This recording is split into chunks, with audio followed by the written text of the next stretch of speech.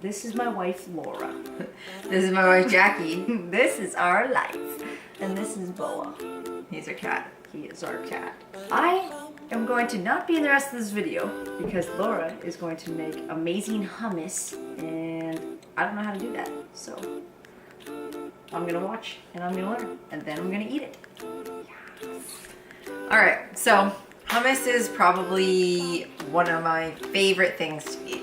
Hummus is delicious. I can put it on anything, and when I learned to make it myself, I was super happy. I cannot take credit for this recipe. It is America's Test Kitchen recipe, which I trust with my life because it is so damn good. All right now it is evening, and the only thing we got to do today is set up the chickpeas for soaking. I know that soaking dried chickpeas seems like an annoying, unnecessary step. It's the only way I've done it. Because it's so good, I won't even try to do anything else. This is 16 ounces of chickpeas. It makes a whole whack of hummus.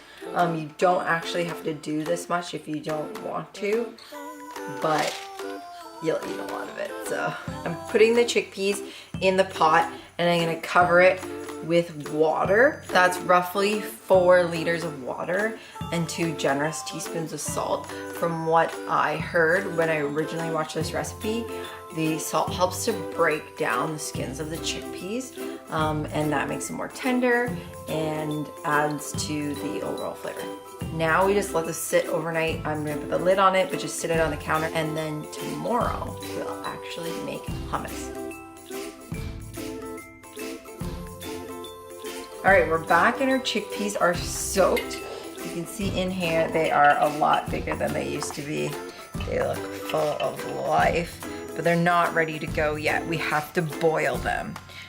So I'm gonna put in 10 cups of water, or about 2.5 liters. And I'm also going to add a teaspoon of baking soda. From what the scientists tell me, the baking soda helps to break down the skins of the chickpeas. Just gonna give that a little swirl.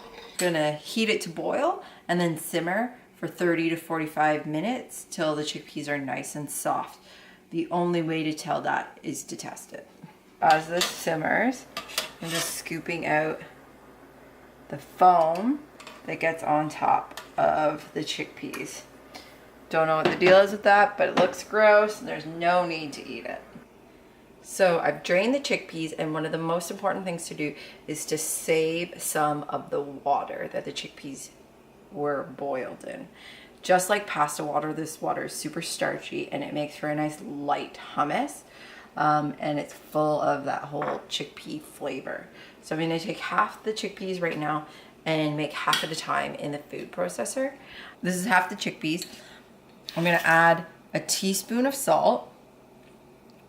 They're still nice and warm, and we're gonna put them on a low setting in the food processor for 3 minutes to get them nice and mushy.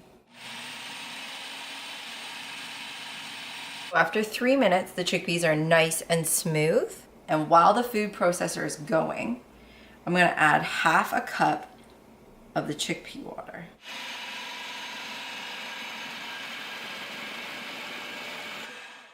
After 1 more minute, I'm gonna add 3/4 of a cup of tahini.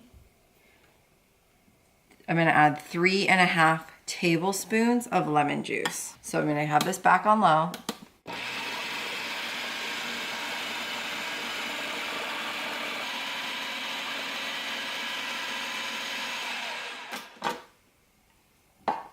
I'm gonna scrape down the sides and give it one final blend.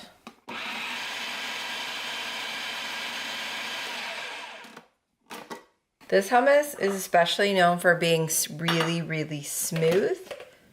It has a really light thickness to it. It also is still really warm. So as it cools in the fridge, it does thicken up more if you like a thicker hummus. I'm gonna come and put some in a bowl here.